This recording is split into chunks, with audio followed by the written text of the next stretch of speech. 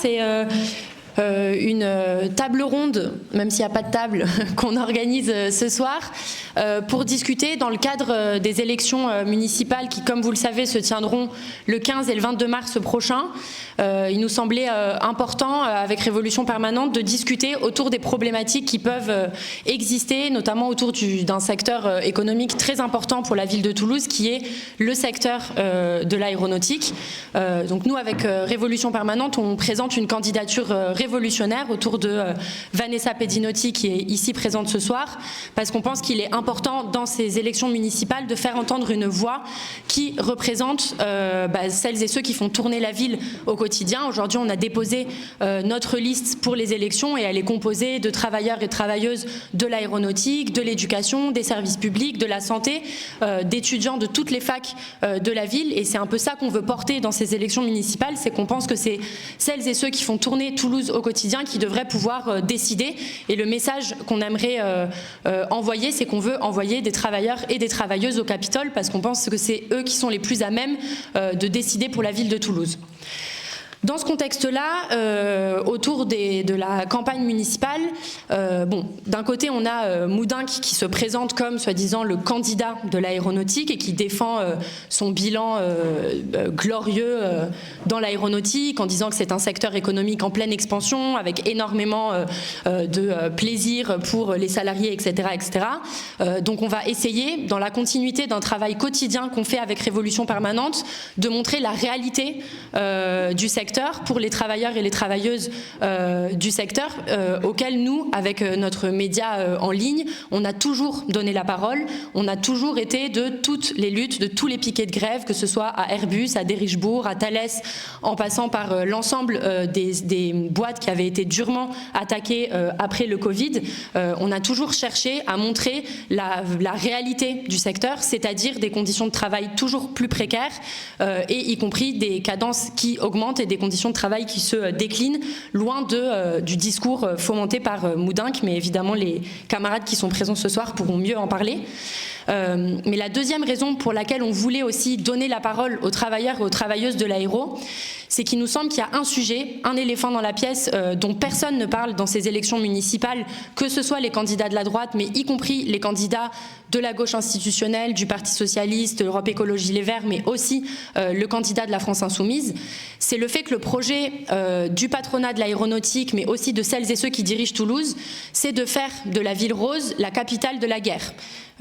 Concrètement, ils sont en train de réfléchir comment est-ce qu'ils vont réorienter le secteur de l'aéronautique au service des besoins du patronat, notamment de l'armement, puisque quand on peut produire des avions, et les camarades l'expliqueront mieux que moi, on est souvent lié à l'industrie de l'armement, mais ils sont aussi en train d'inaugurer une base de l'OTAN à Toulouse, et plus généralement, ça veut dire reconfigurer l'ensemble des services sociaux, de la manière dont est organisée la ville, en fonction des besoins de la militarisation. Ça a des conséquences très concrètes. Il y a des coupes budgétaires très importantes dans les services sociaux, dans la santé, dans la culture, tout ça au nom de la course à l'armement et de la militarisation. Et nous, aujourd'hui, on voudrait à la fois montrer la réalité des conditions de travail dans l'aéronautique, défaire le mythe selon lequel les investissements au nom de la militarisation, ils vont dans le sens de l'amélioration des conditions de vie, de travail dans le secteur, mais y compris chercher à tisser des liens entre celles et ceux qui s'opposent à la militarisation parce qu'ils sont confrontés tous les jours à la casse des services publics, comme je disais, dans la santé, dans l'éducation, dans le travail social, etc. Et les travailleurs et les travailleuses de l'aéronautique qui sont, à notre sens, les plus à même de s'opposer aux géants de l'armement et au patronat de cette industrie. Donc sans plus tarder, je vais commencer cette table ronde en donnant la parole à Pierre, qui travaille à Airbus, qu'on est très content d'avoir avec nous ce soir. Et pour te poser une première question, Pierre, donc le format, pardon, je n'ai pas expliqué. Je vais poser des questions à chaque intervenante qui est là, et ensuite on va ouvrir la discussion à la salle et vous pourrez réagir, poser vos questions, intervenir, etc. Mais bon, du coup on commence avec Pierre. Donc merci beaucoup d'être venu. Tu es syndicaliste CGT à Airbus. Et donc du coup, est-ce que tu pourrais peut-être nous raconter qu'est-ce qu'il se passe vraiment à Airbus derrière le mythe qu'on entend que ce serait le paradis sur Terre? Bon, clairement, donc juste deux mots peut-être sur moi pour commencer. Effectivement, je travaille à Airbus sur l'entité donc SAS. C'est l'entité qui est basée à Blagnac, qui historiquement était plutôt le siège en fait, et donc la production plutôt sur Saint-Martin. Donc je suis salarié SAS, mais je travaille quand même côté Colomiers. Et j'ai commencé ma carrière en fait à Filton en Angleterre en fait, et je suis rentré en France en 2015. Voilà. Et donc effectivement, comme Alberta l'a introduit, moi Airbus en fait j'ai des nouvelles donc par ma famille qui lit la dépêche, qui m'envoie la dépêche en direct en fait, et donc on est à Toulouse, la dépêche c'est tout rose pour Airbus en fait à chaque fois. Donc en gros tout va très bien en fait, ça embaucherait, on aurait des bonnes conditions de travail, etc., etc. C'est quand même un peu deux salles, deux ambiances. Il y a effectivement cette stratégie de com qui est faite par la direction et vers l'extérieur et à l'intérieur de l'entreprise. Mais on va le voir, et je vais essayer d'évoquer quelques exemples un peu concrets. C'est pas toujours ça à l'intérieur même de la boîte, quoi. J'avais préparé un paragraphe sur les chiffres, je pense qu'on va passer dessus. Le constat il est assez clair pour Airbus sur les dernières années. Bon, les chiffres vous pouvez les trouver, ils sont publics. Les salariés ont mis Airbus, donc première entreprise mondiale de l'aéro, clairement. Donc c'est toujours la bataille avec Boeing. C'est vrai qu'on entend parler d'un troisième candidat qui est Comac, qui est le chinois. Mais voilà, aujourd'hui la place d'Airbus elle est très très claire en position de leader. Au niveau du chiffre d'affaires, ça se voit, hein, on est 7e ou 8e entreprise française, selon si tu prends la capitalisation ou le chiffre d'affaires, encore une fois. Donc voilà, on va passer bien sûr sur notre carnet de commandes. On a une visibilité très très claire à nos ratios actuels de capacité de production. En fait, on a plus de 10 ans de production devant nous. Voilà le constat. Je crois qu'il n'y a pas beaucoup d'entreprises en fait. Il y a des entreprises qui font bien sûr plus de chiffre d'affaires que nous, mais je ne pense pas qu'ils aient autant de visibilité à long terme. C'est assez important aussi pour ce que je vais essayer de développer. Mais finalement, effectivement, on pourrait s'arrêter à ce qu'on vit, à une phrase gentiment politicienne, donc Moudin, candidat de l'aéro, ok quoi. Donc moi je vote pas sur Toulouse, presque avec ça, tu as envie de voter sur lui si tu creuses pas du tout. Ben c'est pas le cas. Voilà, on est vraiment là ce soir pour se poser la question de quel modèle, avec quelle valeur on veut mettre derrière. Et du coup, nous la rengaide en fait qu'on nous met dans la tête, c'est vraiment sur n'importe quel sujet, dès qu'on a envie de discuter, dès que les salariés ont envie de discuter, dès que les syndicalistes ont envie de discuter, c'est forcément business as usual. On la connaît tous cette phrase en fait, elle enterre tout. C'est que vraiment en fait aussi elle dénote le fait que eux ils ont un système, un logiciel, ça sera le business et pas on regardera pas à côté. Mais regardons à côté 2 secondes en fait. On va commencer peut-être avec les rémunérations, c'est sûr, on ne va pas se cacher, sans doute Airbus c'est le haut du panier. La direction elle fait un joli paquet, elle se sert de nos primes, etc. pour parler de rémunération. On a publié il n'y a pas très longtemps avec la CGT pour revenir à quelque chose qui nous paraît central, en fait c'est le salaire. On voit que si on trace sur les 5 dernières années, dans toutes catégories confondues, hein, des premiers grades en fait, au cadre, les salaires chez Airbus sur les 5 dernières années, ils ne suivent pas l'inflation. Si vous avez eu la chance d'avoir les augmentations générales, les augmentations individuelles chaque année, même avec ça, vous n'atteignez pas les 18% d'inflation qui sont là depuis 5 ans.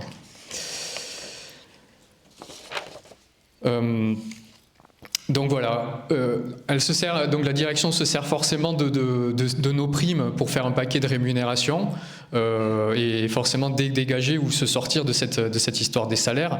À l'inverse, enfin plutôt nos primes elles sont déjà plafonnées. On a été un plafond qui a été négocié il y a quelques années en arrière, ce qui veut dire qu'en fait déjà l'année dernière on a atteint ça.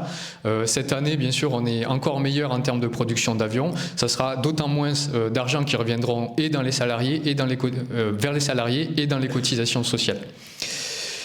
Tout à fait à l'inverse, il y a des plafonds qui sautent en fait. Donc l'été dernier, clairement le conseil d'actionnaires, amené forcément par notre CEO, a dit ben voilà, ça sera plus 40% de l'EBIT. L'EBIT donc c'est Earning Before Interest and Tax, faut le prendre comme nos bénéfices en fait. Ça sera plus 40% de cette enveloppe-là qui partira à nos actionnaires. Il y aura une possibilité d'aller jusqu'à 50%. Voilà. Pour parler quand même de quelques petits chiffres, bien sûr, on va parler des aides publiques qui sont reçues par Airbus. Hein. On le sait, on a vu les commissions au Sénat, cette fameuse enveloppe française de 211 milliards d'euros.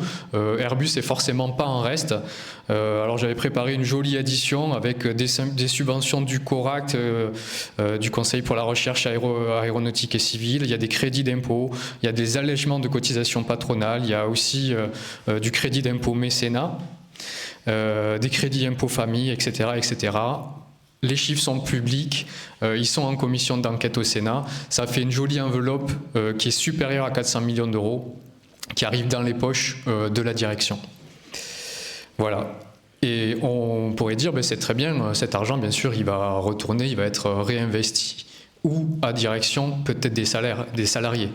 On le voit, c'est pas le cas. Encore une fois, on peut le tourner comme on veut. On est censé rentrer dans une phase vraiment de projet de décarbonation pour suivre les trajectoires.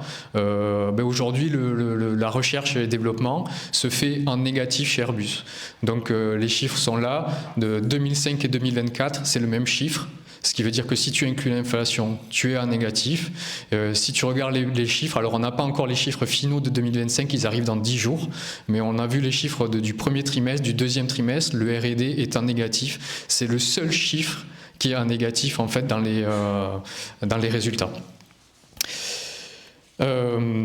Donc il y a aussi une volonté très nette et très assumée. Nous, on l'a dans toutes nos télés internes. On a réussi à sortir 793 avions cette année. Ça sera le chiffre là dans 10 jours. Il y a une target très assumée de production à fond. C'est 1000 avions avec tout ce que ça implique. Donc moi, quand je suis rentré d'Angleterre, j'avais un poste plus proche de la production. Ça m'est arrivé de faire des astreintes sur la période entre les fêtes, par exemple. Moi, j'ai commencé les astreintes cette année chez les cadres. Elles ont commencé au mois d'octobre. Moi, c'est que des astreintes. En production, je vais en parler un peu, c'est pas ma spécialité, mais les copains en production, on leur a demandé, en fait, ce sont des heures sup qui sont censées, bien sûr, être au volontariat tous les samedis. Donc qui peut croire au volontariat? Enfin, je veux dire, on sait très bien que le salarié, on te dit viens faire un effort, quand tu reviens en entretien annuel, t'inquiète pas, ils ont pointé. En fait, si t'as pas participé à l'effort, tu sais que clairement t'es hors de l'enveloppe des négociations et hors des augmentations. Donc voilà ce qui se passe un petit peu en production, et on pourrait vraiment se demander pourquoi, puisque donc j'ai dit 10 ans plus de visibilité. On se pose aussi bien sûr la question de pourquoi encore utiliser des emplois précaires. Je pense à nos intérimaires en fait. Quelle est la...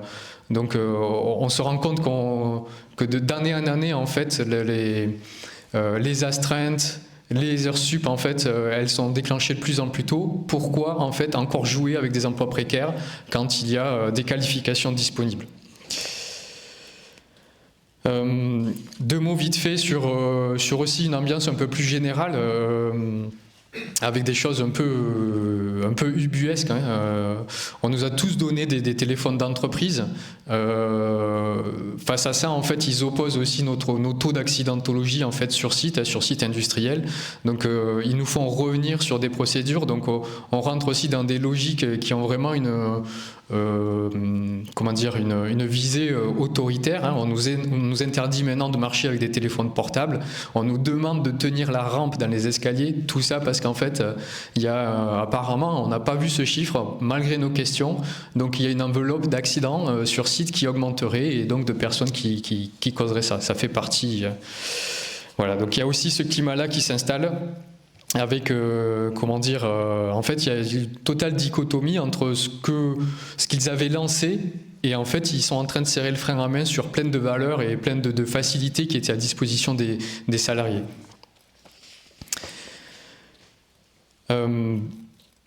Pour deux mots, bien sûr, sur le plan d'austérité, on en est, je ne sais plus combien, il y a eu du Powerade, il y a eu du... j'ai plus les termes en tête, donc là on est en pleine lead LEED qui est bien sûr à une visée de réduction des coûts. On peut franchement accepter cette réduction des coûts dans son ensemble. Je pense que des économies, on est toujours prêt à en faire. Mais voilà, on va le voir à quelle destination. Puisque, encore une fois, nos enveloppes salariales n'augmentent pas, le R&D n'augmente pas. Pour enchaîner sur les trajectoires un petit peu à visée climatique, ce sont des projets et des projets qui sont arrêtés d'un jour à l'autre. On avait le 0I qui était ce fameux avion à hydrogène. Donc bien sûr la direction dit je dirais, elle s'engage pas, elle dit pas stop au programme en fait, elle dit juste donc retard ou décalage, mais clairement les salariés qui étaient en poste sur ces projets sont basculés, sont sortis du projet, donc on a vraiment, en plus de cette diminution de ces financements pour le R&D, on voit très bien qu'il y a un choix de société qui est en train de s'opérer et que la décarbonation c'est pas la priorité.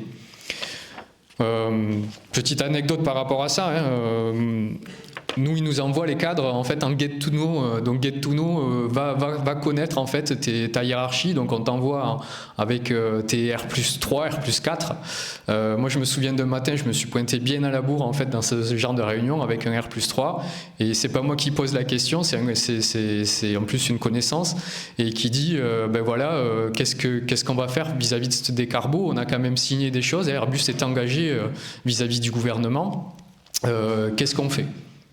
Ben là, la réponse, en fait, elle s'est pas faite attendre. Donc mon N+3, il a sorti son téléphone portable, il a dit bon, ben tu sais, c'est vrai qu'on est dans une période de aircraft bashing. Donc voilà, le téléphone pour l'aéro, c'est 2,5% de l'impact.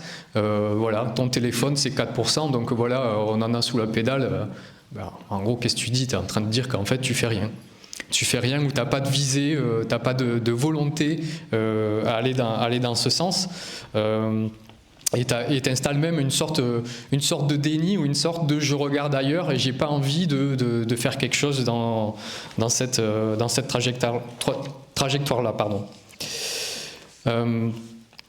Voilà, c'est un peu ce qui ressort et en fait tout ça j'essaie d'en parler parce que c'est un peu donc moi j'ai cette chance là d'avoir vraiment un poste opérationnel et aussi donc un poste de mandaté et d'aller discuter avec les salariés et j'ai essayé de faire un peu ressortir ce qui nous amène comme ça en discussion un peu au jour le jour. Donc l'environnement c'est très présent chez les cadres. On a créé il y a 2 ans au sein de la CGT une commission environnement pour essayer de remettre un petit peu tout ça sur la table pour vraiment être en mode on se sort des chiffres, on se sort des trajectoires en fait que nous décrit la direction et on essaie de construire avec les salariés, avec les syndiqués une pensée autonome. Je crois que c'est la première priorité vis-à-vis du sujet. Et on se rend compte en fait, on essaie de pointer un peu ces dichotomies. Donc là en septembre, en fait, c'était aussi l'anniversaire, si on peut dire ça, des engagements, des accords de Paris. Il y a quand même donc un département chez Airbus qui est censé et qui produit en fait une stratégie vis-à-vis de l'environnement. Voilà, ben là il nous sort une slide très claire qui vient du CCC, c'est le Committee for Climate Change en fait, qui produit une slide qui te dit clairement l'aéro en fait avec tout ce qu'elle a engagé dans les années 2030 à 2032, elle sera à égalité avec l'agriculture, premier pollueur, première empreinte CO2. Voilà, donc c'est des slides qui sont internes à Airbus. Et qui sont utilisés, qui sont diffusés vers les salariés. Et en face de ça, donc, tu as les grands dirigeants qui viennent te dire, donc, comme notre CEO sur France Inter, qui refait mais vraiment la même approche que j'ai eue moi face à moi en réunion, donc, et qui te dit, ben non, on sera pas responsable. Si, dans les années 2030, en fait, tu deviens premier. T'inquiète, t'as gagné le podium, tu es là, en fait.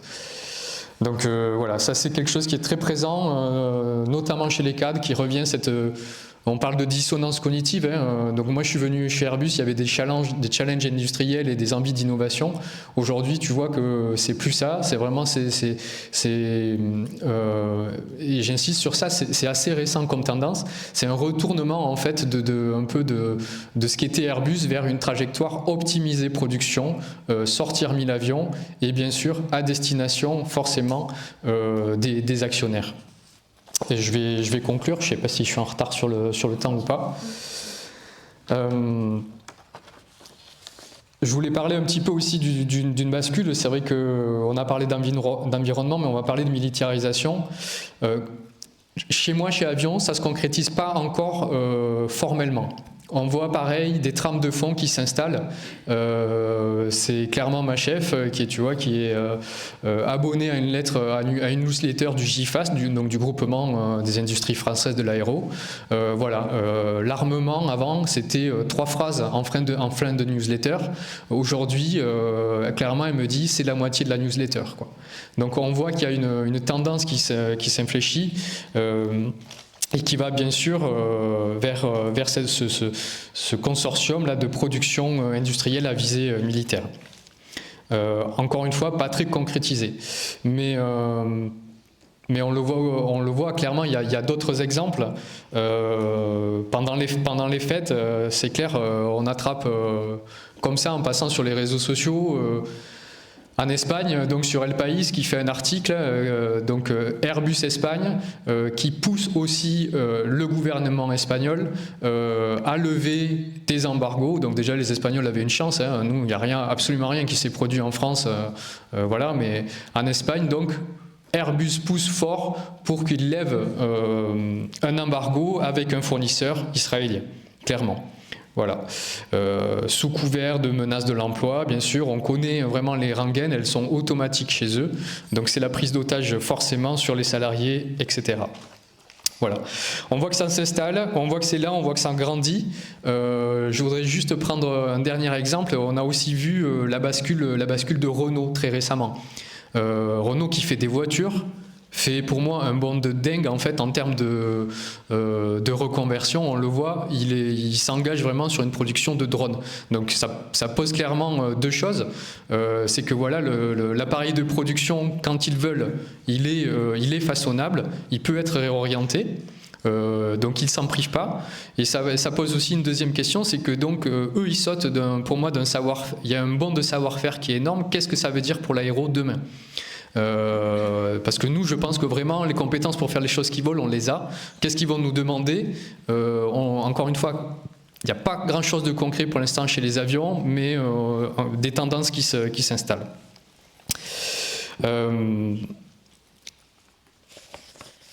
Voilà, il fallait que ça arrive, il fallait se perdre un petit peu dans les notes. Oui, je voulais dire une chose, c'est forcément en creusant un peu peut-être Renault, c'est pas la première fois que ça arrive, et c'est presque une tradition. J'ai l'impression donc chez Renault d'avoir eu ces volontés de reconversion vers le militaire en fait, même. Encore une fois, ils ont été dans un camp, ils ont été dans l'autre. Bref, quand tu creuses un petit peu l'histoire, Louis Renault, à la fin à la Libération, il est quand même incarcéré parce qu'il a choisi les 2 côtés, il n'y a aucun souci. C'était encore une fois business as usual. Il a voulu produire, il a produit sans se soucier d'autre chose. Donc voilà le système de valeurs qui nous attend un petit peu. Si on laisse la main à ce que nous fait descendre la direction. La direction, c'est pas grand monde finalement. C'est un conseil administratif qui représente 12 personnes avec notre CEO. Mais en tout cas, voilà la direction formelle établie qu'ils nous font descendre, qu'ils font descendre sur tous les salariés. Donc je pense que, en fait, on est en droit vraiment de s'interroger sur ce système de valeurs qui nous touche tous. Et concrètement, J'allais dire, on a un choix, ou de continuer comme ça, mais finalement ce choix, on l'a jamais fait.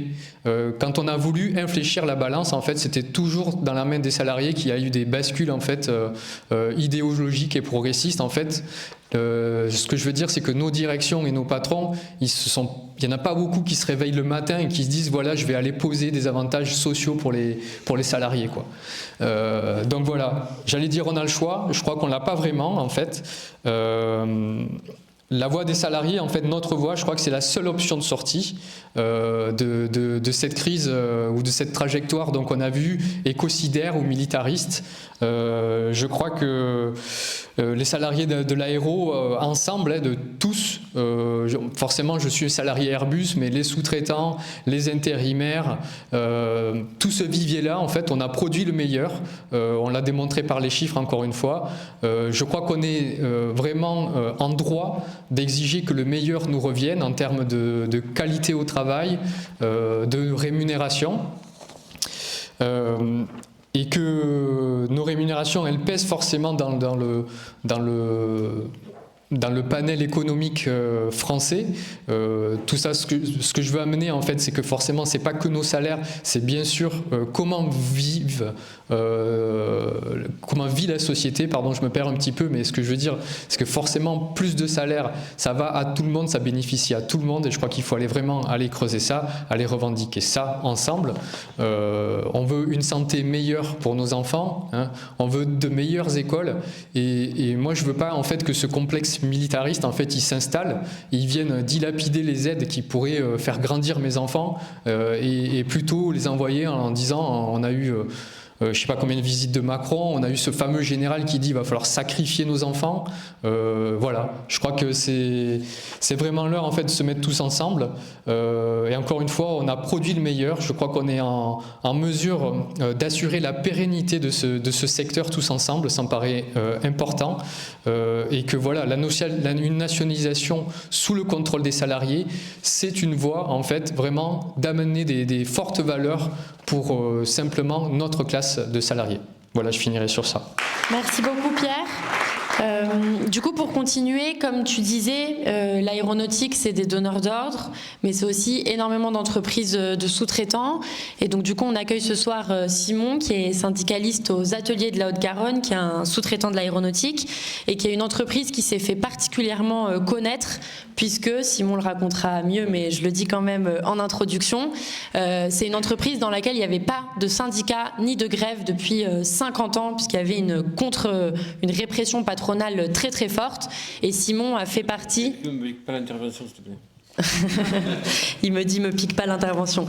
Non, mais je voulais juste dire que Simon a fait partie de cette petite bande d'irréductibles qui a construit un syndicat et organisé la première grève de l'histoire de l'entreprise depuis 50 ans. Donc on peut l'applaudir très fort.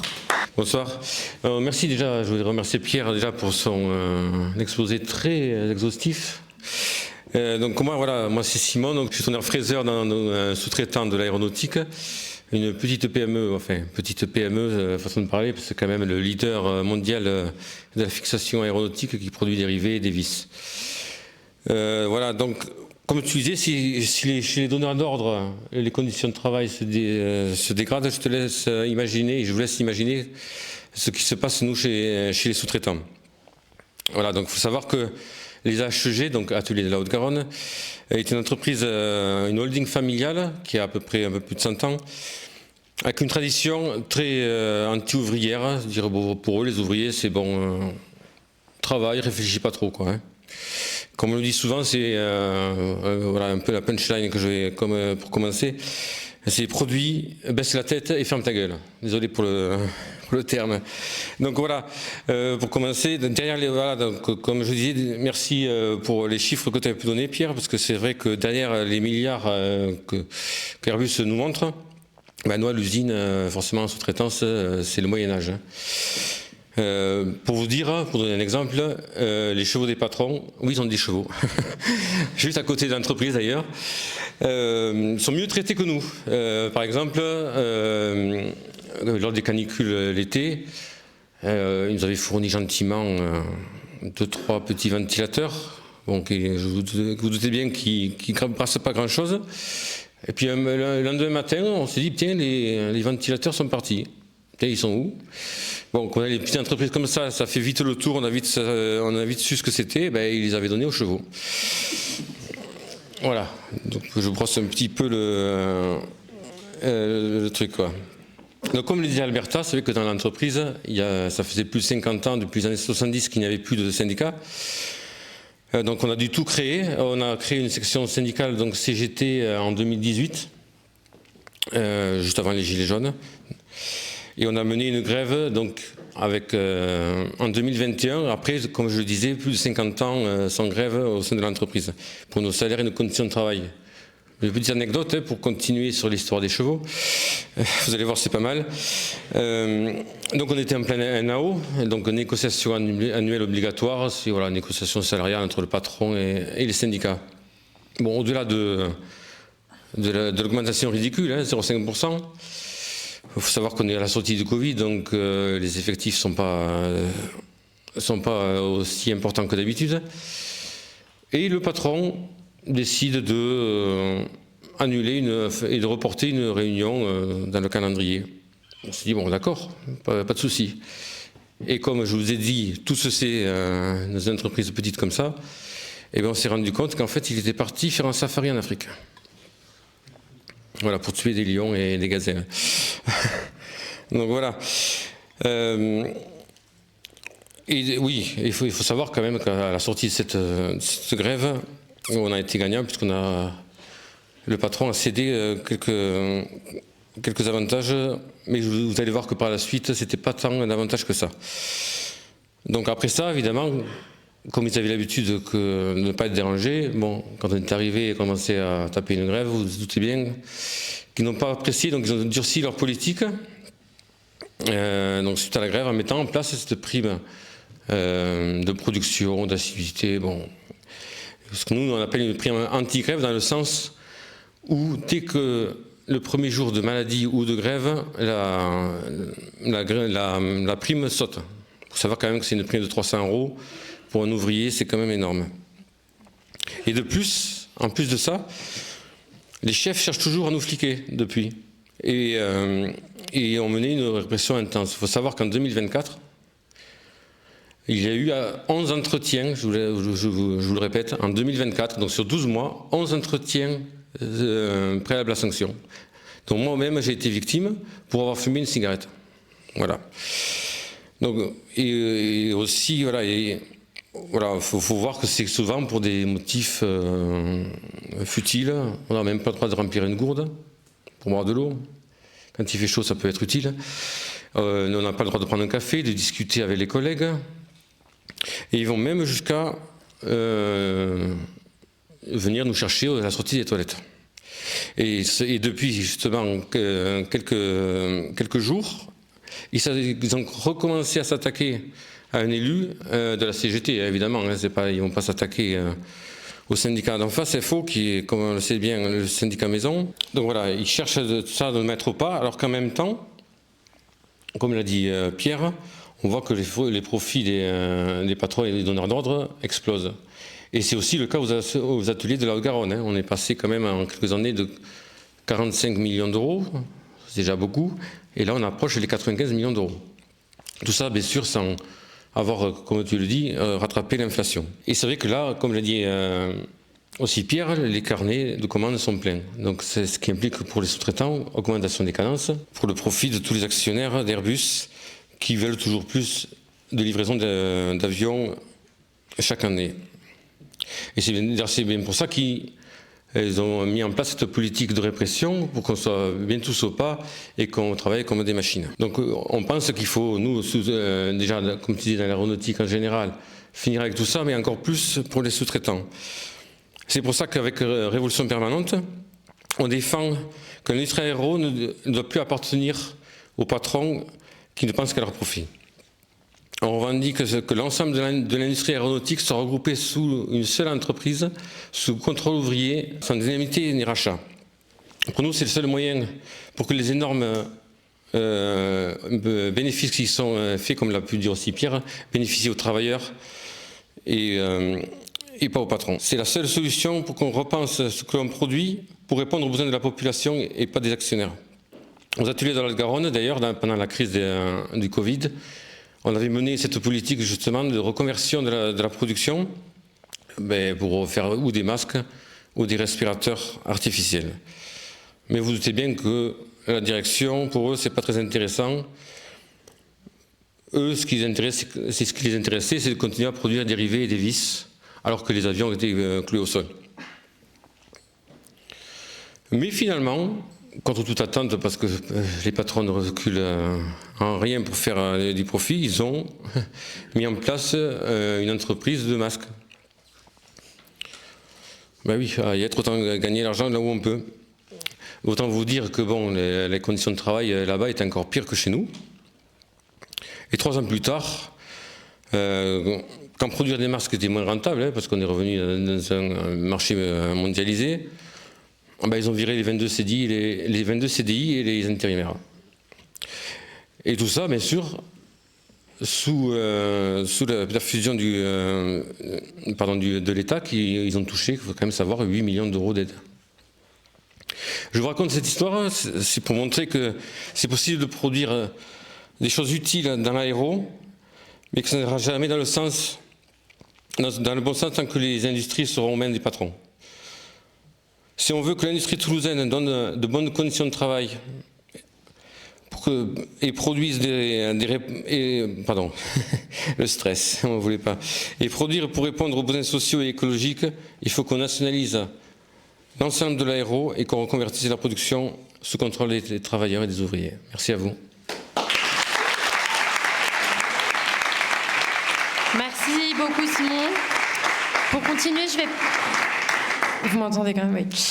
Pour continuer, je vais donner la parole à Robin, qui est syndicaliste CGT aussi à l'entreprise Thales, qui a été, mais il va mieux le dire que moi encore une fois, mais j'aime bien spoiler un peu quand même, tristement connu pour ses liens et sa complicité supposée dans le génocide et dans les entreprises militaires du génocide à Gaza, mais aussi plus récemment, il y a plusieurs médias qui ont montré que Thales aurait des liens avec l'armement, ou en tout cas la mise en place d'armes ou de dispositifs de renseignement de la police aux frontières des États-Unis, ICE, qui est en train de réprimer brutalement les migrants aux États-Unis. Et plus généralement, mais Robin va nous raconter mieux, ça pose la question aussi de à quoi ça sert ce qui est en train d'être produit dans l'aéro. Et comme le disait Simon, c'est une question qui est posée et qui a été posée par les syndicalistes, les travailleurs et les travailleuses du secteur, et qu'on aimerait aussi poser ce soir. Donc je te laisse la parole. Merci beaucoup d'être venu.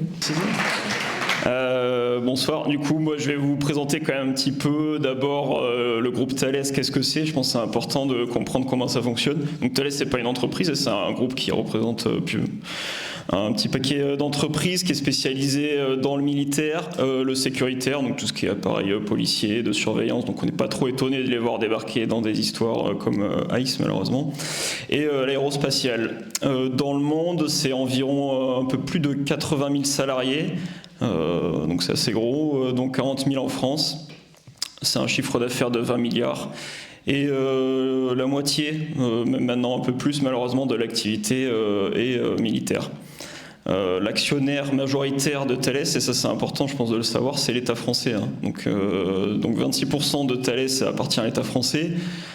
Ça représente c'est aussi 35% des droits de vote. Donc en fait l'État français siège vraiment au conseil d'administration de Thales, et au final, une grosse partie des contrats auxquels répond Thales, ça va être aussi des contrats de l'État français. Donc en fait, la politique a tout à voir avec l'activité du groupe Thales. Hein. C'est très important de le savoir. Donc comme tu l'as dit, Thales a été accusé en tout cas par plusieurs médias, notamment de collaboration plutôt active avec l'État israélien, notamment en fournissant du matériel pour les drones. C'est aussi une entreprise qui rachète activement des entreprises israéliennes de sécurité. Voilà, jusqu'en 2023, c'était encore le cas. Potentiellement aussi, du coup, avec les dernières révélations de Libération, potentiellement aussi impliqué dans les exactions de ICE.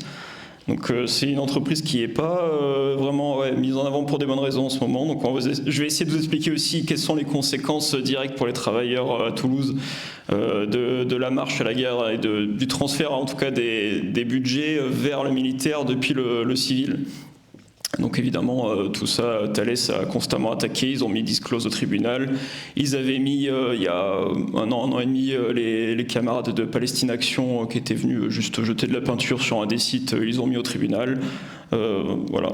Ils ont démenti les révélations de Libération. Donc, bon, pour l'instant, c'est pas eux. Bon, à côté, on les voit, ils suppriment des pages du site web. Bon, c'est sûrement pas eux. De toute façon, je suis au courant de rien. Donc, Thales à Toulouse, donc moi je suis à Thales Services Numériques, donc c'est un site qui est à La Beige, c'est une entreprise de sous-traitance informatique en gros du groupe Thales. Ça représente 1000 salariés sur Toulouse environ. Et un point important dont je débat beaucoup souvent, c'est les gens qui viennent à Thales à Toulouse, en fait quand ils viennent, c'est pour travailler dans le spatial. Eux, ce qu'ils ont en tête, c'est vraiment, je vais faire du satellite d'observation de la Terre, du satellite météo, ce genre de choses. Donc des choses plutôt bonnes, en fait. Et le client principal, ça va être le CNES. Donc, et là, il y a un vrai point parce que le CNES, comme tu l'as dit en introduction, Alberta, en fait, ils viennent d'accueillir le centre de commandement de l'espace, donc un truc super qui sert à, on ne sait pas trop, à préparer une guerre qui passerait par l'espace. Donc, et ça va vraiment avoir des conséquences sur les travailleurs de téléservices numériques à Toulouse, par exemple, parce que forcément, ça crée énormément de tensions. En fait, quand tous les ans, on coupe plus de 10% du budget public du CNES, comme c'est le client principal, ils vont commencer par faire, on va leur demander d'avoir une rentabilité équivalente à des projets militaires sur du civil, ce qui est totalement impossible. Donc en fait, ils vont commencer par demander à ce que le travail que faisaient 10 personnes, on le fasse avec 5. Ils vont nous renvoyer. Donc beaucoup de gens de téléservices étaient sur le site du CNES pour travailler, par exemple. Donc c'était un cadre qui leur allait bien, parce que c'est ce qu'ils voulaient en fait. C'était vraiment travailler dans le spatial, faire du satellite. Et ils vont au CNES pour travailler, avec éventuellement l'espoir aussi peut-être d'être embauchés au CNES pour vraiment être dans un côté un peu plus public. Et ça, c'est plus possible aussi. On renvoie les gens à la maison, parce qu'en fait, ils n'ont plus les moyens de payer les locaux pour Thales. En fait, ça les intéresse pas. Et donc maintenant, ça se traduit par des choses très concrètes. C'est-à-dire que moi, je suis représentant du personnel depuis pas très longtemps. Et toutes les semaines, maintenant, à Thales, c'est des personnes en pleurs, c'est des personnes en épuisement professionnel, en accident du travail, des gens qui font des malaises dans les open space. Voilà, ça arrive régulièrement, c'est toutes les semaines aussi.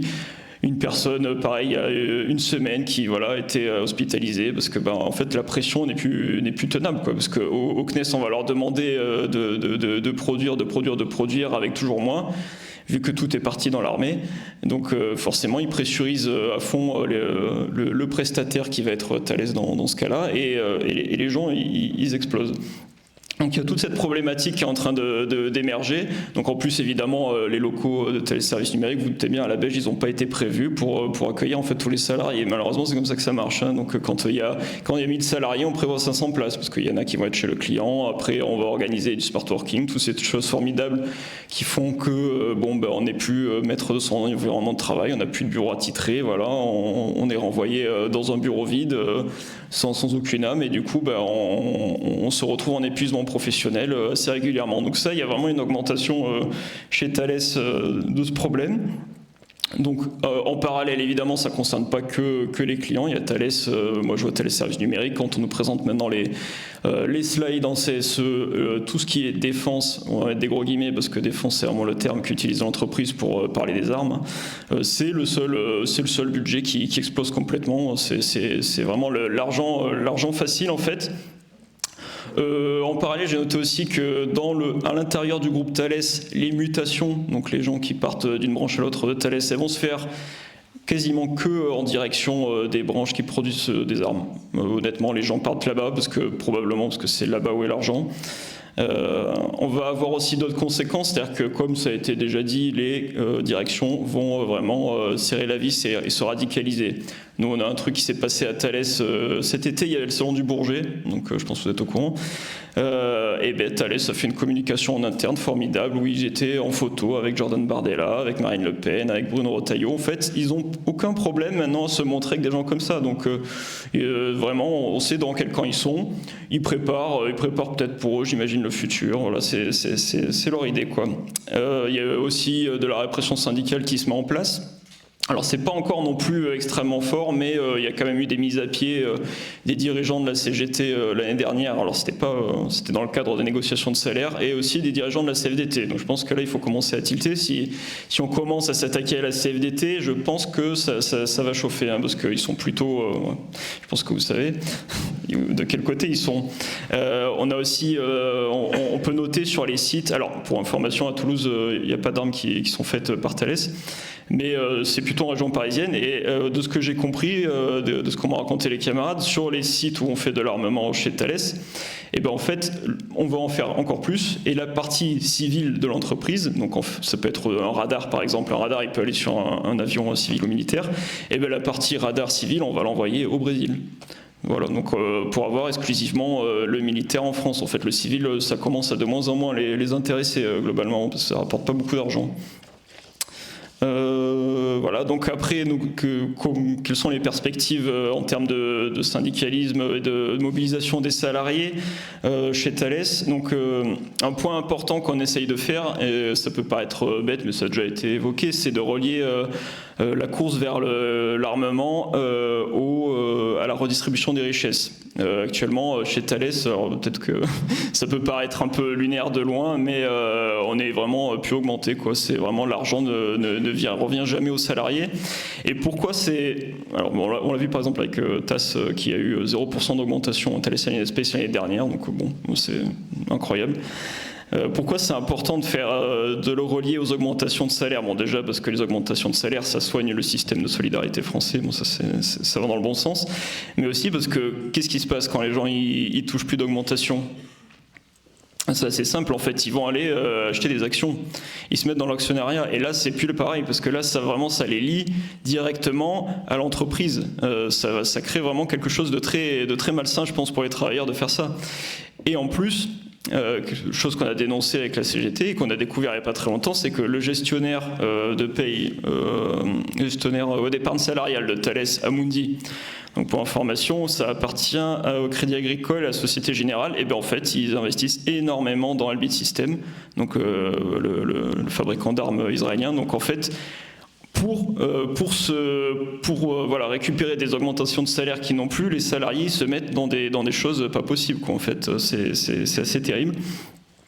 Ce qu'on fait aussi à la CGT Thales, donc on s'est rapproché, on avait fait un événement fin d'année dernière avec notamment Stop Arming Israël, le comité Palestine 31. Donc en fait, on essaye d'expliquer aux salariés et du coup en premier aux syndiqués qu'est-ce que fait le groupe, comment on peut le dénoncer, pourquoi il faut réfléchir à tout ça. Il y a quand même des bons points. Nous, on note que les gens se syndiquent de plus en plus. Et vraiment, l'augmentation chez Thales, elle est explosive. Vraiment, moi, je vois dans ma branche, on a doublé de syndiqués en à peine 2 ans. Au Global Thales, c'était environ 800 syndiqués à la CGT il y a 1 an. On est plus de 1000. L'augmentation, elle est réelle, et il y a un mécontentement assez profond quand même chez les salariés. Voilà, au côté CGT Thales, donc nous ce qu'on a demandé à notre direction, c'est d'arrêter immédiatement le commerce tout court avec les États-Unis et Israël. Ça, c'est vraiment la priorité. L'interdiction de faire le moindre bénéfice sur la vente d'armes, que la vente d'armes soit contrôlée à minima par les instances représentatives du personnel. Bon, là-dessus, il y a une faille, parce que si c'est pas la CGT ou un syndicat de lutte qui a la main dessus, bon, forcément, c'est problématique. Donc, bon, il faudrait que ça soit juste par tous les travailleurs. En fait, c'est le plus simple. On demande aussi à réorienter les activités du groupe. Il y a une branche, vous n'êtes peut-être pas au courant parce qu'elle est très petite, mais il y a une branche d'imagerie médicale de Thales. C'est une boîte dans le groupe Thales qui appartient à la fois au CHU de Grenoble, à la fois à la CGT et à la fois à Thales. Donc, et ça a été gagné par la lutte, par la grève. Donc c'est possible. Et aussi, le point le plus important et qui pour moi est vraiment essentiel et concerne tous les travailleurs de l'aéro, c'est un droit de retrait éthique sur notre travail. En fait, on a un problème dans les boîtes comme Thales ou Airbus, c'est que si demain on nous demande de passer du lundi, je travaille sur un satellite météo qui observait la Terre, à demain je fais des armes, ben en fait on n'a aucune solution. Voilà. Donc du coup, pour continuer cette Table ronde sans table. Ce soir, on a aussi invité Vincent Rissier, qui est un militant écologiste de Révolution Permanente, qui vient de sortir un livre le livre sort le 20 février, mais vous pouvez vous le procurer en avant-première à la librairie là-bas. C'est un livre qui s'appelle « Contre l'écologie de guerre ». Et qui part d'un constat du fait qu'il y a un consensus qui s'est créé un petit peu dans le milieu écolo, notamment autour d'Europe Écologie Les Verts, autour du fait de défendre la hausse des budgets militaires, les investissements, comme vous racontiez, dans l'industrie de l'armement, etc., comme le New Way to l'écologie. Et nous, à l'inverse, à Révolution Permanente, on trouvait que c'était plutôt une bonne nouvelle que le slogan « l'écologie sans lutte des classes, c'est du jardinage » se soit popularisé dans les rangs de l'écologie politique. Et c'est aussi quelque chose qu'on porte, c'est-à-dire d'essayer de faire le lien entre le mouvement écolo et les travailleurs et travailleuses de l'aéro, mais aussi plus généralement du mouvement ouvrier. Donc c'est aussi pour ça qu'on a invité Vincent, pour essayer de discuter à partir de celles et ceux qui ont manifesté contre la catastrophe climatique, quelles sont les tâches qui sont posées à nous aujourd'hui par l'augmentation des budgets militaires, la militarisation croissante, et comment est-ce qu'on peut répondre à ça. T'as 10 minutes. Merci, et merci beaucoup à tous les camarades qui sont passés avant moi. Je trouve que c'est des discussions, c'est rare d'avoir des discussions d'une certaine manière de ce point de vue-là, et c'est des discussions qui effectivement mettent un autre regard, une autre réalité sociale sur le fleuron de l'industrie française, sur que tu revenais en fait sur le discours de Moudin, qui est le seul candidat assumé de l'aéro, etc. Et je trouve que ça fait du bien en fait d'avoir une vision et une lecture à partir de la réalité concrète des travailleurs. Et ça, c'est un premier aspect. Et pour dire que moi, en tant que quelqu'un qui vient de l'écologie, ça fait aussi du bien, et je suis très heureux en fait de pouvoir discuter avec vous ce soir, parce que dans l'écologie, je pense que pendant longtemps, il y a eu une séparation profonde entre le monde du travail et le mouvement écolo, et une séparation qui n'est pas naturelle, une séparation qui a été en fait créée, intensifiée, nourrie par le patronat. Vous voyez en fait ce coup classique maintenant d'opposer emploi et écologie. Si on fait la transition, on va supprimer des emplois, etc. Mais qui est une séparation qui, d'une certaine manière, a aussi eu et a aussi été parfois renouvelée ou attisée par le mouvement écolo lui-même, avec quelque chose de dire un peu les travailleurs de l'aéro, c'est un peu des privilégiés, ils sont un peu responsables en dernière instance de ce secteur polluant, etc. Et je trouve que ça fait du bien aussi cette discussion pour montrer en fait que c'est pas du tout le cas, et que c'est au contraire en fait des alliés sur le terrain de l'écologie. Moi, pour dire rapidement, mais je fais partie d'une jeune génération, on va dire, de militants écolos qui avaient participé aux grandes marches pour le climat 2018, 2019, 2020, où on voulait changer le système mais pas le climat, mais où on s'est rendu compte que ça allait être difficile en fait de faire plier le gouvernement avec des marches pacifistes et des stratégies d'interpellation. Je fais partie aussi d'une génération de militants écolos qui a vu de quoi l'État était capable à Sainte-Soline et dans d'autres épisodes en fait de répression très violente que les militants écolos qui ont cherché d'autres modalités d'action auxquelles ces militants écolos-là ont été exposés. Et enfin, je fais partie aussi de cette génération de militants écolos qui ont participé en fait au mouvement des Gilets jaunes, qui étaient dans les cortèges et qui en fait par cette expérience ont vu déjà l'impasse, la profonde impasse d'une écologie antisociale, d'une écologie punitive qui cherche en fait à faire payer la crise écolo aux classes populaires, aux travailleurs, l'écologie en fait des taxes quoi, mais qui a aussi vu que la discussion de fin du monde, fin du mois, même combat, c'est pas quelque chose d'abstrait, c'est quelque chose en fait qui se pratique dans la rue, qui se pratique dans l'activité politique et qui peut se pratiquer aussi du coup avec des syndicalistes, avec le monde du travail, sur les entreprises, etc. Et je pense que justement c'est important d'avoir cette discussion là aujourd'hui parce que cette génération là aujourd'hui elle a un nouveau défi que tu as abordé en présentant mon bouquin, mais qui est le défi de mettre un stop à la marche à la guerre, qui est le défi de mettre un stop au réarmement en cours et en fait à l'explosion des tensions interimpérialistes. On a déjà revenu sur le fait que voilà, les investissements militaires explosent, les discours de Mandon, etc. Mais que ça fait partie maintenant en fait, de nos vies, ce paysage-là. Et il va falloir trouver des manières de combattre cette réalité. Tu revenais rapidement, mais effectivement, dans l'écologie plus institutionnelle, il y a tout ce discours qui en fait émerge de chercher à montrer ou essayer de montrer une voie qui pourrait faire concilier impérialisme, militarisme et écologie.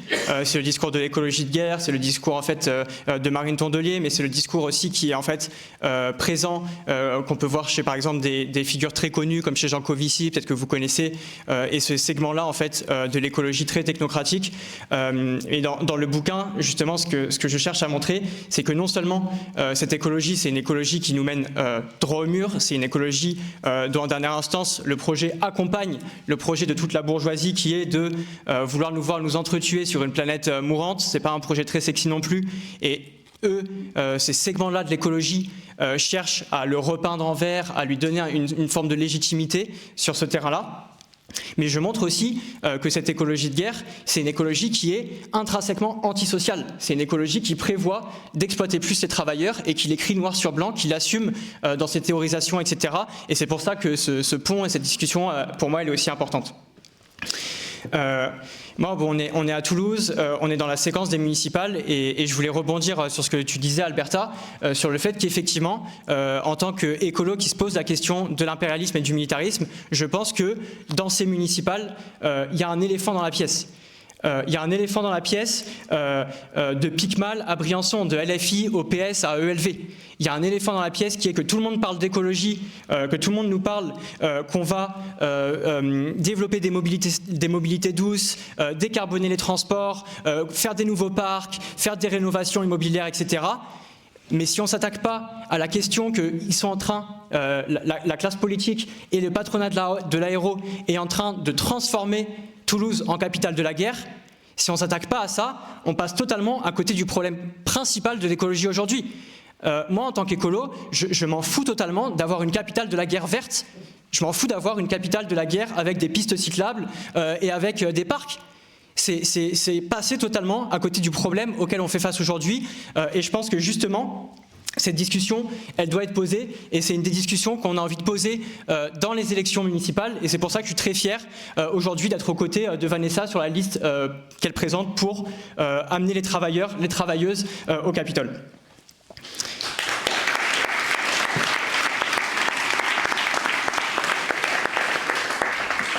Les camarades, ils sont revenus sur le fait que faire de Toulouse la capitale de la guerre, ça veut aussi dire dégrader encore plus les conditions de travail, intensifier les rythmes, précariser toujours plus, réprimer de plus en plus la politique syndicale. Et c'est quelque chose d'important à noter. Mais je pense que nous, même si on est extérieur, je veux dire extérieur aux usines, extérieur au lieu de travail, faut pas qu'on se fasse d'illusions. Si Toulouse demain ça va devenir la capitale de la guerre, la répression elle va pas juste être en interne des entreprises. Si Toulouse c'est la capitale de la guerre demain, ça veut dire que toutes les facs, et déjà c'est en train d'être mis en place, toutes les facs vont avoir leur formation militarisée, toutes les facs vont avoir des cursus pour former la future main-d'œuvre qui devra travailler pour fabriquer des missiles, des systèmes de guidage, des armes, etc. Ça va être une militarisation du mouvement, enfin du monde étudiant à l'échelle de Toulouse, mais ça va aussi être des offensives massives contre toute la gauche. On a déjà vu des offensives très importantes à l'occasion du mouvement pour la Palestine où les mobilisations étaient interdites, mais vous voyez que si on veut faire, s'ils veulent faire de Toulouse la capitale de la guerre, une place forte de l'armement, ils vont pas permettre que les gauchistes manifestent dans la rue contre l'impérialisme, contre l'industrie de l'armement. Ça va être une de leurs tâches principales de faire face à ça.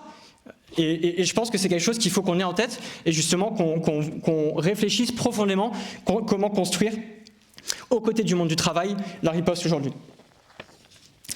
Et du coup, ça montre aussi cette discussion-là. Vous voyez qu'il n'y a pas d'écologie sociale, il n'y a pas d'écologie populaire si on ne prend pas en charge cette question-là de la lutte contre la militarisation et de la construction d'une riposte. Parce que pareil, je veux dire, les mobilisations écolo, s'ils veulent faire de Toulouse la capitale de la guerre, ils vont le dire au bout d'un moment, bon, vous êtes bien gentils, mais ça suffit, il y en a qui font les choses sérieuses ici, on a besoin de construire des canons, donc vous allez vous calmer, et si on ne se calme pas, et ben là, ils envoient la répression, ils savent très bien faire ça. Donc à mon avis, c'est vraiment quelque chose de très important de reposer la question de la lutte contre la militarisation et contre l'impérialisme au cœur de l'écologie aujourd'hui. Je vais pas être beaucoup plus long parce que je crois qu'on a déjà beaucoup parlé ensemble, mais pour empêcher que Toulouse devienne la capitale de la guerre, il n'y a pas quatre chemins. Et les camarades ont commencé à poser avec leur vision à partir de leurs entreprises la discussion qu'il faut qu'on se pose aujourd'hui. Pour empêcher que Toulouse devienne la capitale de la guerre, il faut retirer aux industriels de l'aéro leur droit de décider de produire ce qu'ils veulent. Et il faut donner aux travailleurs le droit de produire ce que eux considèrent nécessaire. Et les camarades revenaient en fait chacun et voyaient en fait les possibilités qui pourraient être ouvertes par leurs entreprises si en fait c'était les travailleurs qui avaient le contrôle sur le sens de la production, sur comment elle est réalisée, sur à quoi elle sert socialement, etc. Mais vous voyez que pour retirer ce droit-là aux industriels de l'aéro, il faut remettre en cause la base sociale sur laquelle ce droit est assis. Cette base sociale-là, c'est la question de l'exploitation, c'est la question de la propriété privée des usines, des entreprises de l'aéronautique. Et je pense qu'aujourd'hui, cette chose-là, c'est quelque chose qui est extrêmement dangereux. La propriété privée sur l'aéronautique, sur l'industrie de l'armement, c'est quelque chose qui nous menace tous collectivement. Ça nous menace d'un point de vue de la trajectoire écologique que c'est en train de construire, même à l'échelle en fait de la planète, mais ça nous menace aussi sur la trajectoire politique que c'est en train de construire, la trajectoire d'affrontement, et que nous, il faut qu'on remette en cause cette chose-là qui nous menace collectivement. C'est pour ça que je pense que cette question-là que les camarades ont commencé à poser de l'expropriation, de la mise sous contrôle ouvrier de l'industrie de l'aéronautique, ça va être quelque chose qui est absolument central. Ça doit être un point de programme qui est absolument central, et moi j'ai envie qu'on se batte pour faire que l'industrie aéronautique, tout ce bassin industriel-là, ça soit plus un fleuron de l'industrie française. J'ai envie qu'on se batte pour que ce soit un fleuron de la classe ouvrière, un fleuron du pouvoir ouvrier, un fleuron des travailleuses et des travailleurs qui décident que produire, quoi produire, pourquoi on le produit. Et j'ai envie qu'on réfléchisse ensemble avec le mouvement écolo, avec le monde du travail, comment est-ce qu'on peut poser ces objectifs aujourd'hui. Merci. Déjà, moi, je voulais dire que, saluer la tribune, parce que je pense que c'est important dans un moment tel que celui qu'on est en train de vivre, où il y a une montée vers la militarisation, où on essaie de nous enrôler derrière un projet, où on essaie, même comme disait Robin, on se retrouve en fait tout seul à devoir travailler sur un projet qu'on n'aime pas, sans aucune perspective collective, un peu individuellement, à pas savoir quoi faire. D'être là pour en discuter, pour en parler, c'est déjà poser les bases de quelque chose et de se donner ensemble une compréhension commune et des perspectives d'action. Donc je pense que c'est important qu'on soit là. Nous, pour commencer, je vais commencer là-dessus, nous ça fait 1 an qu'on nous a annoncé dans notre boîte, donc Magellan Martal, le rachat de l'entreprise par un fonds défense, et ça fait 1 an qu'on nous dit que rien ne va changer, que les projets ils vont pas se militariser, qu'il faut pas se faire de billes, etc. Mais petit à petit, les changements, on les voit arriver, on les voit nous pendre au nez, et un des premiers changements, ça a été brutal, ça a été le licenciement d'une de nos collègues cet été, contre lequel on s'est battu. On s'est battu, ça nous a permis déjà de voir, de mesurer un peu nos acquis, parce que nous, ça fait 4 ans qu'on s'organise en assemblée générale, qu'on s'est organisé pour discuter de nos salaires, pour discuter aussi de ce qui nous préoccupait. On a défendu le congé menstruel, par exemple, on a fait grève pour ça, et ces acquis-là, ça nous a permis, dès que notre collègue elle a été licenciée, de pouvoir se réunir en assemblée générale, construire un rassemblement, construire une résistance et l'aider. Mais on a aussi mesuré la force à laquelle on s'affrontait. On s'affrontait à un patron qui était déterminé à aller au bout de ce licenciement. On s'est retrouvé face à une justice, il faut le dire, qui en général n'est pas du côté des salariés, mais plutôt en faveur de l'employeur. Et on s'est retrouvé en face d'un projet profond. Nous, on a été rachetés par un fonds d'investissement qui est tenu par quelqu'un qui s'appelle Serge Weinberg et qui, en fait, 1 an avant de monter ce fonds d'investissement, disait « Je vois dans la guerre en Ukraine une opportunité formidable. Voilà le projet de ceux qui sont en train de racheter les boîtes, les fonds d'investissement qui investissent dans la défense. Ils voient dans la guerre et dans le fait que nous, on aille mourir sur le front, une opportunité formidable de se faire de l'oseille sur notre mort. » C'est ça la vérité.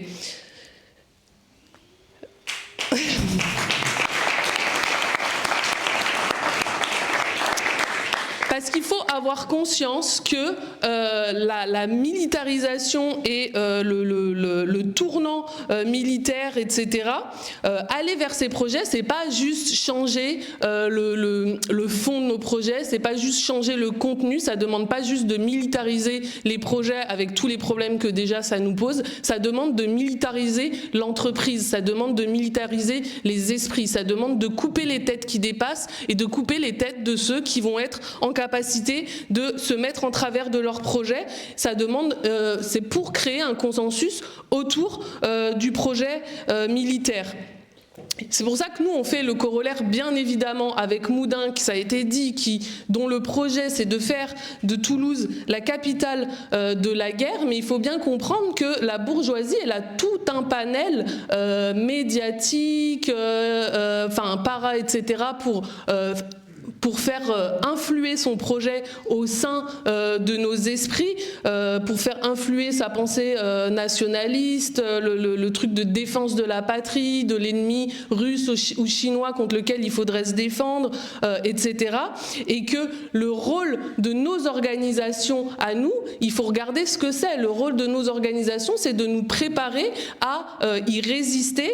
Et ce qui se passe, c'est à peu près l'inverse. C'est-à-dire que les syndicats, la plupart des directions syndicales s'adaptent totalement au discours souverainiste, c'est-à-dire au discours qui servirait qui dirait que notre rôle, en fait, nous, en tant que travailleurs, c'est de défendre la souveraineté de la France. Je sais que, par exemple, c'est un exemple, mais moi, il y a des syndicalistes sur la question de la fusion, le projet Bromo de fusion Thales, Airbus, Leonardo. Une des rhétoriques, c'est de dire que c'est de le prendre du point de vue que cette fusion ne serait pas bonne en ça qu'elle porterait atteinte à la souveraineté française. Il faut qu'on comprenne, nous, en tant que travailleurs, que défendre la souveraineté française, c'est défendre la souveraineté de nos patrons. Et commencer à faire ça, c'est petit à petit commencer à justifier après que nos salaires baissent, que en fait nos conditions de travail se dégradent, que l'argent, il faut le mettre dans l'armement et que du coup, c'est pour ça qu'il n'y aura plus d'argent pour ton école, pour ta bibliothèque, pour ton espace culturel, pour avoir un terrain de sport pour tes enfants et que petit à petit, c'est pour ça aussi que tu vas accepter que dans les écoles, il y ait plus de militaires qui font des cours de défense que d'AESH pour accompagner les élèves qui en ont besoin. Donc ça, c'est important que, voilà, ce que ça influe chez nous, c'est un défaitisme total et c'est la pensée qu'il est inéluctable qu'on aille vers la guerre et qu'il n'y a aucune possibilité d'y résister. Du côté, ça a été un peu dit, mais du côté de LFI, pour le dire sur un autre plan, quand Macron est venu inaugurer le centre de commandement de l'espace, Picmal, il s'est ému du fait qu'il allait falloir trouver des logements aux militaires. Moi, je suis pas contre le fait que les gens puissent se loger, genre on est pour le logement pour toutes et tous, mais en fait ne pas remettre en question le projet profond qu'il y a derrière, c'est-à-dire qu'on est en train de militariser une ville et de dire que on doit se préparer à accueillir les militaires et à accueillir comme dans les hôpitaux les blessés, etc. C'est nous préparer à un projet qu'on ne veut pas. LFI, quand il ne signe pas le budget de l'armement, c'est pas parce que en fait ils sont contre le fait qu'on s'arme et qu'on se prépare à une guerre, c'est parce qu'ils disent que ce budget il n'est pas suffisant. Et encore une fois, pareil, LFI, quand ils disent qu'il faut qu'on se défende, ils disent qu'il faut qu'on se défende sur nos 5 continents, c'est-à-dire pas partout où la France est et partout où elle l'est par la force, parce que la souveraineté française, notamment dans le spatial, c'est à travers la base spatiale qui est à Kourou en Guyane, et en Guyane c'est là où on réprime les mouvements populaires quand ils ont lieu parce que les gens disent qu'il y a trop de misère. La souveraineté française, c'est sa possibilité d'être présente stratégiquement et militairement dans le Pacifique, c'est-à-dire en Kanaki, et en Kanaki c'est là qu'on les réprime aussi, les gens, quand ils disent qu'ils en ont marre de l'État colonial et qu'ils en ont marre de la misère qu'ils subissent. Tout ça pour dire que personne, et ça a été dit par Vincent, personne dans ces municipales ne parle d'un sujet essentiel qui est la militarisation, et personne ne pense ne pose la nécessité de s'y opposer, mais surtout personne ne pose la possibilité de s'y opposer. Or, il y a des choses qui se sont passées, ça a été dit, les gens, les travailleurs ont en tête ce qui se passe, le mouvement de solidarité avec la Palestine, ce qui s'est passé à Capgemini avec ICE, ça montre que les gens politisent leurs préoccupations, que les gens voient ce qui se passe et que les gens ne se préoccupent pas uniquement de leur salaire, mais qu'ils ont envie de savoir dans quelle société ils vivent, et qu'ils ont envie aussi de comprendre quelle est leur place à eux au sein de l'appareil productif. Je sais qu'il y a plusieurs années, il y avait beaucoup un débat même sur le fait que même dans nos milieux, ce qui existait le plus comme tension face à ce qui se passait, c'était la désertion. Aujourd'hui, et je pense que cette tribune, elle le prouve, la tension qui existe de plus en plus, c'est de comprendre qu'on n'y échappera pas, parce que si tous les pays impérialistes ils commencent à se faire une guerre et qu'on va dans un conflit qui est international et qui est mondial, personne n'y échappera, et on en a conscience. Donc maintenant, on se dit qu'on doit étudier quelle est notre place et comment on peut construire aussi un autre projet de société. Tout ça pour dire que voilà, pourquoi nous, on présente nos municipales et comment on aborde ces municipales. Déjà, je pense que ce que j'ai dit, ce que j'ai pointé, à la fois des directions syndicales, mais aussi des partis de la gauche, c'est un profond scepticisme. C'est un profond scepticisme dans le fait de croire que nous, travailleurs, nous avons une force capable de s'organiser et capable de proposer un projet politique pour cette société. Si on prend la question de l'alliance, par exemple, de la France insoumise, qu'elle dit qu'elle ne veut plus faire au premier tour, mais qu'elle fera au second avec le Parti socialiste. Le Parti socialiste, tout le monde sur sa gauche est OK pour la critiquer. Par contre, quand il s'agit de s'allier, tout le monde est prêt à s'allier avec ceux qui nous ont trahis, avec ceux qui viennent de signer, de voter, d'aider le gouvernement à voter un projet austéritaire qui est ultra brutal. Moi, je prenais l'exemple, mais dans mon syndicat, par exemple, on a fait des élections professionnelles en novembre dernier. Ça fait 4 ans qu'on se tape les deux autres syndicats qui sont des syndicats traîtres, des syndicats pro-patrons. Nous, on s'organise en assemblée générale, on construit des cahiers de revendications, etc. Et à chaque fois, on arrivait aux tables des négociations et les 2 autres syndicats qui avaient 66% de représentativité, ils signaient. C'est-à-dire, ils trahissaient, ils s'en foutaient de trucs. Les élections professionnelles, quand on a eu l'occasion de les virer, on les a jartées. On a 100% de représentativité et on ne les fera pas revenir à la table des négociations. On ne fera pas revenir à la table des négociations des gens qui nous trahissent. Et je pense que c'est la même chose. Nous, je pense qu'il faut qu'on arrête de croire qu'on n'a pas entre nos mains les forces capables d'organiser la société et de proposer une perspective politique et qu'on n'a pas la capacité d'organiser ce projet en indépendance des partis bourgeois qui nous trahissent en permanence.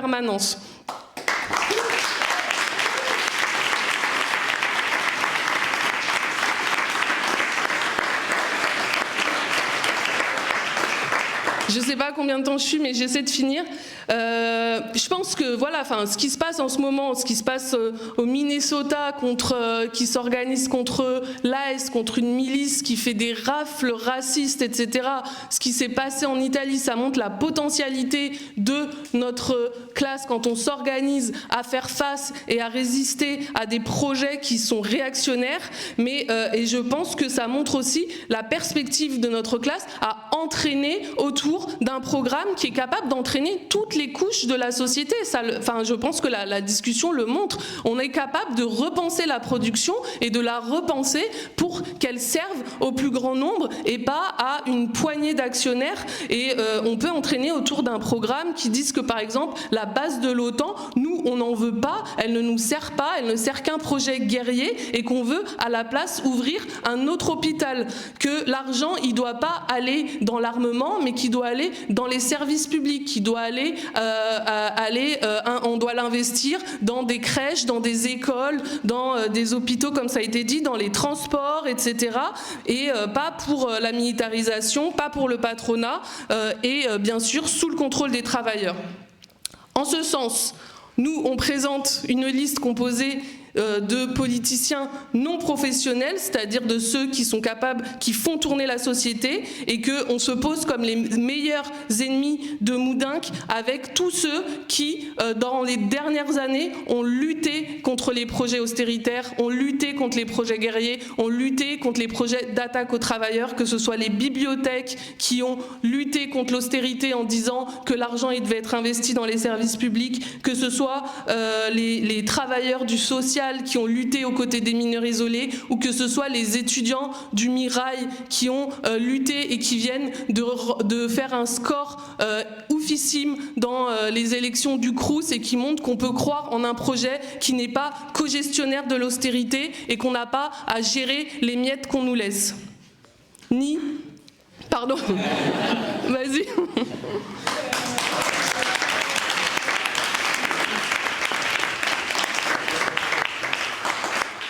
On pense qu'on peut élire des élus qui soient nos yeux et nos oreilles dans les conseils municipaux, justement parce qu'ils sont issus de nos luttes, parce qu'ils sont comme nous, que ce sont des travailleurs, que ce sont des gens qui ont les mêmes objectifs que nous, et qui sont capables de pointer toutes les contradictions, mais aussi d'aller chercher la vérité sur où est l'argent, combien d'aide a été donnée au patronat, combien d'argent est donné aux promoteurs immobiliers qui rasent les barres d'immeubles et qui reconstruisent pour vendre plus cher, etc. Et que le vote utile, en l'occurrence, c'est le vote révolution permanente, parce que c'est le vote qui nous permet de construire les luttes de demain et de s'armer pour la suite. Et donc on vous invite à tous venir avec nous, à être acteurs, actrices de la campagne, et voilà, à laisser votre contact si vous voulez nous accompagner, parce qu'on fait des diffs, des porte-à-porte, etc. Pour emmener des travailleurs au Capitole. Merci beaucoup à toutes et tous pour les interventions. Si ça vous va, je vais faire une petite conclusion pour répondre notamment aux questions de qu'est-ce qu'on fait, parce que peut-être que la table ronde, ou en tout cas les différentes interventions, vous ont convaincu du fait que la militarisation, ça augurait pas du bon pour les travailleurs, les travailleuses et les classes populaires, mais je voudrais insister sur quelques éléments, parce que j'ai l'impression que il y a une forme de scepticisme qui peut exister, ou en tout cas de démoralisation sur le fait que ça nous paraît gigantesque, la tâche de devoir construire une solidarité internationale, de s'opposer à la militarisation, etc. Quand face à nous, on a littéralement tous les plus gros patrons de l'industrie française, qu'on a les médias qui tournent H24, 7 jours sur 7, et qui nous disent qu'il va falloir demain défendre notre pays, les intérêts de la France, etc., etc. Et que la petite musique, ou plutôt grosse symphonie, qui tourne sur le fait qu'il va falloir se défendre face à la Russie, face à la Chine, et maintenant aussi face à l'impérialisme américain, elle masque mal le fait que ce qui est en train de se passer, et c'est important d'insister, c'est que le gouvernement Macron et l'impérialisme français se réarment bien pour ses propres intérêts, pour défendre ses intérêts économiques, pour défendre son droit d'exploiter mieux les travailleuses et les travailleurs sur le sol français, mais aussi à l'international, comme ça a été dit par les camarades. Et je pense que la première chose qu'on doit se dire, c'est que nous, on peut pas se laisser, on n'a pas le choix en fait d'une certaine manière d'être sceptique quant à notre possibilité de construire un internationalisme, parce que quand nous on est sceptique, on laisse Macron avec toute sa tranquillité, ses lunettes de soleil au congrès de internationaux, etc., aller défendre les intérêts de l'impérialisme français. Donc ça, c'est la première chose, c'est qu'à mon avis, on a beaucoup de raisons de voir que l'internationalisme n'est pas une lubie de révolution permanente ou des organisations d'extrême gauche, mais c'est quelque chose qui existe dans la conscience, et je voudrais donner quelques arguments pourquoi. Le premier truc, c'est que les guerres, historiquement, dans l'histoire de notre société, humanité, etc., elles se sont toujours faites au nom de valeurs soi-disant géniales. Enfin, je veux dire, la Première Guerre mondiale, c'était pour la paix, la démocratie, la deuxième aussi. Le génocide à Gaza, ils ont même essayé de nous faire croire que c'était pour défendre les droits des personnes LGBT en Israël. Enfin, je veux dire, les impérialistes, ils essayent toujours de donner des excuses morales quand il s'agit en fait d'aller massacrer des innocents ou de convaincre des innocents d'aller se massacrer entre eux. De ce point de vue-là, je pense que c'est important de ne pas détester Macron, que je pense qu'on est toutes et tous ici très conscients de détester Macron pour l'ensemble des attaques qu'il a passées sur notre camp social, pour son mépris pour les travailleurs, son autoritarisme, etc. De ne pas arrêter de détester Macron quand il s'agit de politique internationale. C'est-à-dire que moi, je déteste Trump, je ne suis pas du tout une alliée de Poutine, je n'ai aucune confiance dans le régime chinois, mais par contre, je ne fais aucune confiance au gouvernement impérialiste de Macron pour s'attaquer à Trump, à la Russie et à tous les impérialismes en fait qu'on peut voir sur la scène qui veulent se partager le gâteau du monde. Et en réalité, je me sens 1000 fois plus proche des travailleurs et des travailleuses de Minneapolis qui sont en train en ce moment de faire grève contre Trump, contre sa politique de traque des migrants. Je me sens 1000 fois plus proche du peuple russe, je me sens 1000 fois plus proche du peuple chinois, du peuple ukrainien, etc., etc., que de mon gouvernement, que des patrons de Airbus, de Thales, de Dassault, de Capgemini qui exploitent des travailleuses et des travailleurs, comme on le disait ici et ailleurs. Et ça, ce principe de l'internationalisme, c'est quelque chose qui est très important d'avoir en tête, parce qu'on peut faire aucune confiance à Macron pour pouvoir s'affronter réellement à l'extrême droite et à l'impérialisme. Je dis ça parce que c'est important, parce que c'est un argument qui est ultra agité par les médias, par les organisations politiques, de dire en fait il faut s'aligner derrière Macron pour pouvoir, ou en tout cas derrière le gouvernement français, pour pouvoir mieux se défendre face aux autres gouvernements. Et je pense que c'est important de conscientiser ça, que nous on est internationaliste et que ça a des conséquences concrètes. Ensuite, moi je trouve ultra impactant en fait le fait que cet internationalisme là aussi, il vit de manière très concrète dans ce que le camarade racontait sur Capgemini et la volonté, y compris à Thales, de la mise en place d'une clause de conscience sur le fait de dire en fait moi je veux pas que mon travail il serve à en fait tuer des gens, à construire des drones pour augmenter la possibilité, optimiser les chances d'Israël de tuer des Palestiniens à Gaza, etc. Et je trouve que ça montre en fait qu'il y a des réflexes internationalistes dans notre classe, de la même manière que nous, dans nos universités, on a refusé les partenariats avec les entreprises complices du génocide à Gaza et qu'aujourd'hui on lutte pour la rupture de tous les partenariats avec toutes les entreprises, qu'elles soient écocides, liées à des investissements militaires, etc. Mais qu'est-ce que ça montre? C'est que en fait les seuls personnes qui tirent profit de cette guerre, comme l'ont bien montré les camarades dans la table ronde, c'est le patronat, c'est le gouvernement, et nous on n'a rien à en tirer. Et ça c'est quelque chose qui est important et que je trouve ultra rafraîchissant en fait de voir ce type de réflexe qui peut exister dans notre classe. Mais un autre argument que je voudrais donner sur le fait qu'on a beaucoup plus de réflexes internationalistes que ce qu'on croit, c'est que le mouvement de solidarité avec la Palestine international qui a commencé, qui a fait trembler en réalité toutes les bourgeoisies au niveau international, ce mouvement de solidarité-là, je veux dire aujourd'hui, on a toutes et tous été choqués par le génocide à Gaza, on est tous sortis dans la rue, il a été brutalement réprimé, mais à un niveau terrible. Enfin, je veux dire, on est en train d'appliquer toutes les politiques de lutte soi-disant contre le terrorisme, contre celles et ceux qui s'opposent au génocide à Gaza. On est en train de parler, enfin, on est à Toulouse, c'est la ville où le collectif Palestine Vaincra a été dissous pour son activité. On parle de gens qui ont été convoqués à l'appel pour apologie du terrorisme. On a envoyé les keufs sur les universités pour empêcher les étudiants d'occuper leurs universités. Il y a des syndicalistes qui ont été réprimés par leurs patrons, réprimés pénalement parce qu'ils se sont mobilisés en solidarité avec la Palestine. Et ça nous montre deux choses. Ça nous montre, évidemment, la complicité crasse du gouvernement français avec le gouvernement israélien, mais ce que ça nous montre aussi, c'est qu'ils étaient terrifiés que les jeunes dans les universités, que les salariés dans les entreprises, que les gens qui manifestent dans la rue, ils se rendent compte que derrière l'État d'Israël, il y a un autre impérialisme qui s'appelle l'impérialisme français, qui fait la même chose en Kanaki, à Mayotte, en Guadeloupe et sur les 5 continents, quand même, a rappelé Mélenchon, et qu'en fait, ils étaient terrifiés que derrière la contestation du génocide à Gaza, naisse la contestation de l'ensemble des crimes de l'impérialisme français, qui sont des crimes quotidiens, coloniaux, brutaux, qui ont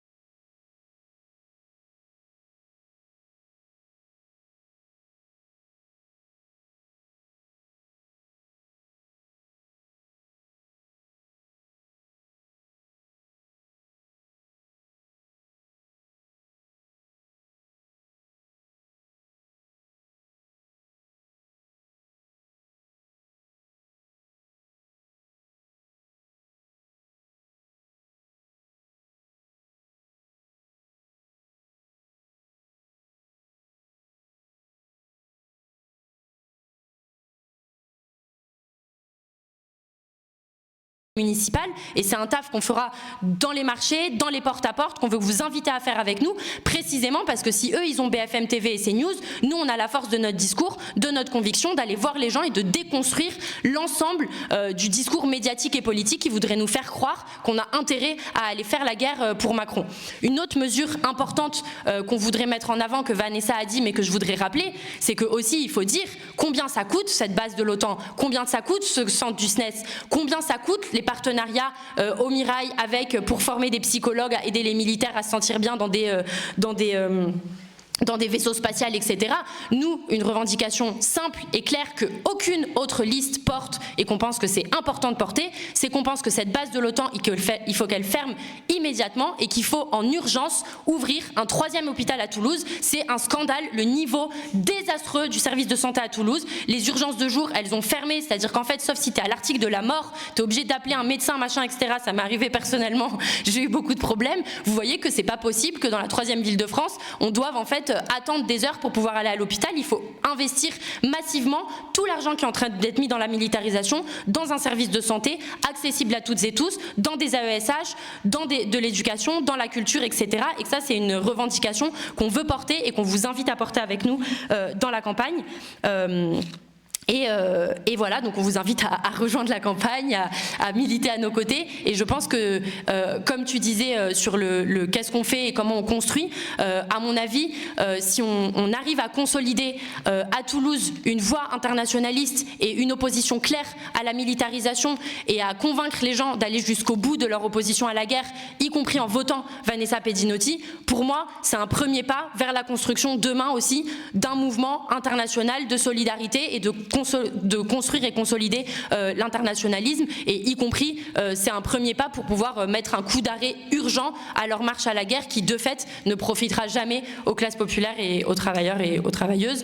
Et avant de finir cette réunion, comme le disait Manu, on voulait faire une photo ou une vidéo toutes et tous ensemble justement en solidarité aux travailleuses et aux travailleurs de Mecachrome en Tunisie. On envoie toute notre solidarité aux travailleurs et travailleuses de Mecachrome Tunisie qui sont en grève en ce moment même. Ils ont commencé une grève hier et qui va durer une semaine contre la répression brutale qu'ils subissent depuis le début d'année, parce qu'ils ont essayé de s'organiser, ils ont voulu dénoncer leurs conditions de travail, vouloir de meilleures conditions et de meilleurs salaires, et pour ça, on les réprime, on leur envoie la police pour les réprimer, et on les licencie, on leur envoie toute notre solidarité. On vient de faire une réunion pendant laquelle on a discuté de la militarisation, du fait que nous, entre travailleurs de l'aéro, on ne veut pas s'aligner derrière les intérêts nationalistes de nos bourgeoisies, et que notre solidarité, elle est internationale, elle va à tous les travailleurs et travailleuses qui luttent, et aux travailleurs et travailleuses de Mecachrome Tunisie. Solidarité.